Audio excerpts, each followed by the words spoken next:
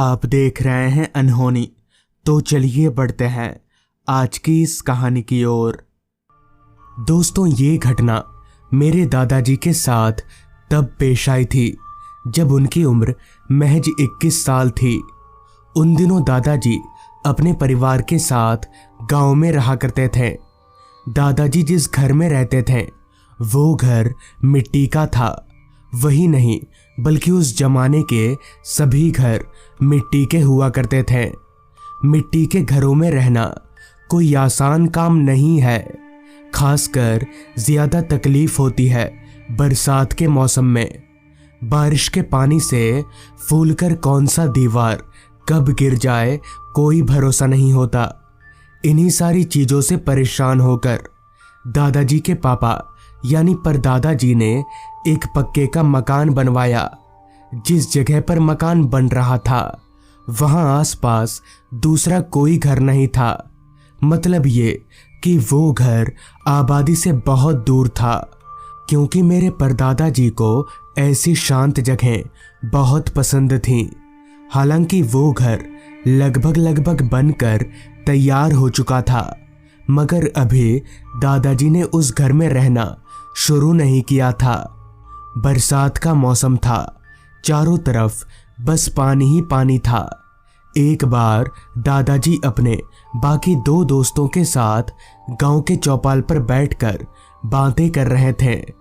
तभी उनके एक दोस्त पारस ने उनसे कहा, मोहन भाई, तूने तो नया घर बनाया यार, कुछ खिलाएगा नहीं हम लोगों को? पारस की इस बात पर दादाजी के कुछ बोलने से पहले ही उनके दूसरे दोस्त माधव ने कहा, भाई बहुत दिनों से हमने पिकनिक नहीं किया, एक बार तेरे नए घर में पिकनिक करते हैं। इस पर दादाजी बोले, पर अभी बरसात के मौसम में पिकनिक? इस पर पारस बोला, हाँ तो क्या हुआ, इस मौसम में तो और भी मजा आएगा। बस पिकनिक का सारा खर्चा मोहन भाई तू दे देना। हालांकि दादाजी को खर्चा देने में कोई हर्ज नहीं था, इसलिए वो मान गए। जिसके बाद ये तय हुआ कि वो लोग आज रात ही उस नए घर में चिकन और चावल की पिकनिक करेंगे, जिसका पूरा खर्च दादाजी उठाएंगे।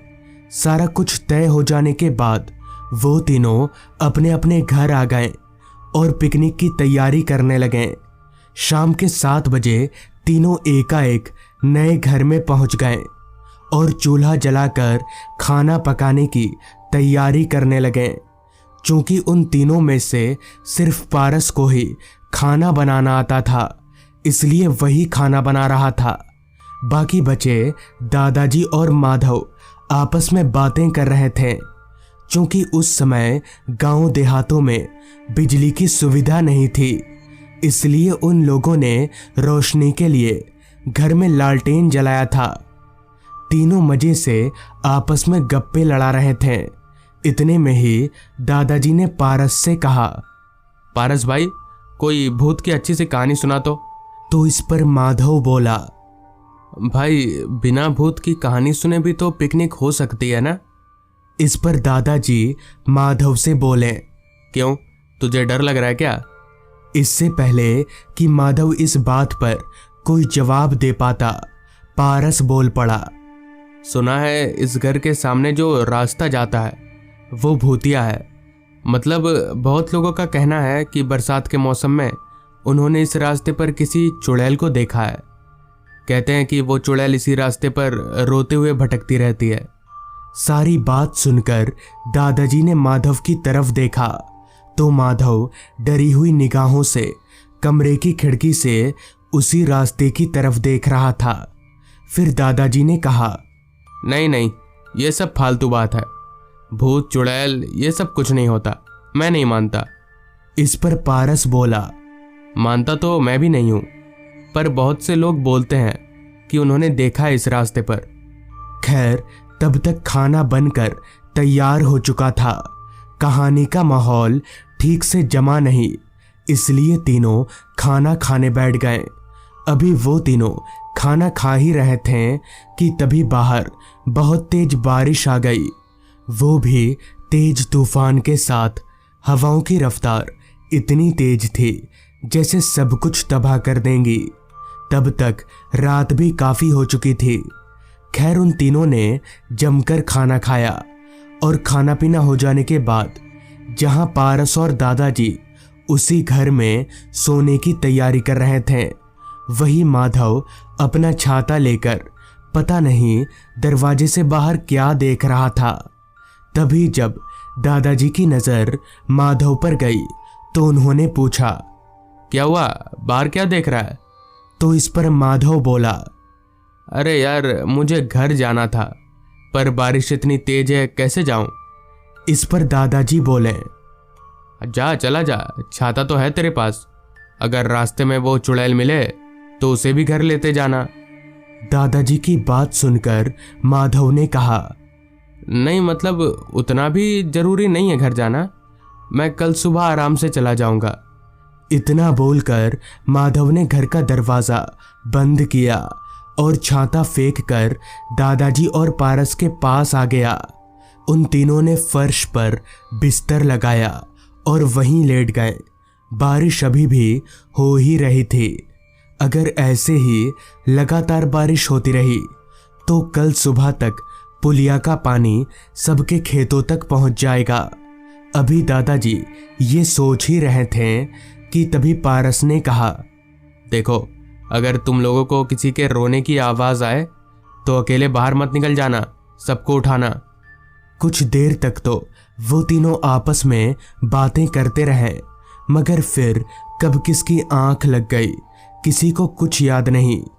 पता नहीं कितनी देर बाद, मगर जब दादाजी की आंख खुली तब उनके कानों में किसी के रोने की आवाज आ रही थी। आवाज सुनकर दादाजी हड़बड़ाते हुए उठकर बैठ गए और सोचने लगे कि कहीं पारस की बात सच तो नहीं है, कहीं वो चुड़ैल सच में तो इस रास्ते पर नहीं भटकती। यही सब सोचते हुए दादाजी ने एक नज़र अपने दोस्तों की तरफ देखा तो वो सभी घोड़े बेचकर सो रहे थे। लिहाजा दादाजी अपनी जगह से उठकर खड़े हुए और कमरे की खिड़की के पास जाकर बाहर रास्ते की तरफ देखने लगे। तो जैसे ही उन्होंने खिड़की से बाहर देखा तो एक पल को उन्हें ऐसा लगा जैसे वो कोई सपना देख रहे हैं, कोई बुरा सपना। क्योंकि घर के बाहर उसी रास्ते पर कोई औरत रोते रोते आना जाना कर रही थी, यानी इधर से उधर चल रही थी। उस औरत की शक्ल इतनी ज्यादा भयानक थी कि दादाजी उसे ज्यादा देर तक देख भी नहीं पा रहे थे। उसकी एक आंख लाल चमक रही थी तो एक आंख काली पड़ चुकी थी। तभी चलते चलते वो औरत एकदम से रुकी और एकदम से दादाजी की ओर पलटी।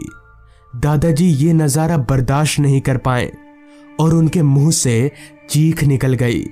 दादाजी की चीख सुनकर पारस और माधव दोनों जाग गए और भागकर दादाजी के पास आए तो बाहर उस चुड़ैल को देखकर वो दोनों भी दंग रह गए। अब तक वो चुड़ैल खिड़की के बेहद नजदीक आ चुकी थी। उन तीनों को समझ नहीं आ रहा था कि अब क्या करना चाहिए। माधव लगभग रोने रोने पर आ गया था।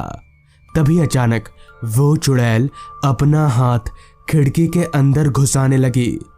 इतने में ही पारस ने पास की दीवार पर टंगी लालटेन को उस चुड़ैल के सामने कर दिया। लालटेन देखकर वो चुड़ैल एकदम से पीछे हट गई और एक अजीब सी भाषा में कुछ बोलकर वहां से गायब हो गई। लेकिन वो लोग अभी भी बहुत डरे हुए थे। उन्हें समझ नहीं आ रहा था कि इस घर में अब रुकना चाहिए या नहीं। तभी पारस बोला, हमें कुछ नहीं होगा, बस एक लालटेन रखना जरूरी है, वो चुड़ैल आग के सामने नहीं टिक पाएगी। जिसके बाद दादाजी और बाकी लोग सुबह होने तक लालटेन जलाकर उसी घर में रहे। घर जाकर जब दादाजी ने ये बात पर दादाजी को बताई तो उन्होंने वो नया घर बेच दिया। मगर कहते हैं कि आज भी उस रास्ते पर वो चुड़ैल भटकती रहती है। लेकिन इसके पीछे का कारण क्या है ये आज तक कोई बता नहीं पाया। तो दोस्तों, ये थी आज की कहानी। अगर आपको ये कहानी अच्छी लगी हो तो चैनल को ज़रूर सब्सक्राइब कर लें। तो मैं आपका दोस्त आर्यन जल्द ही मिलूँगा आपसे ऐसी ही एक कहानी के साथ।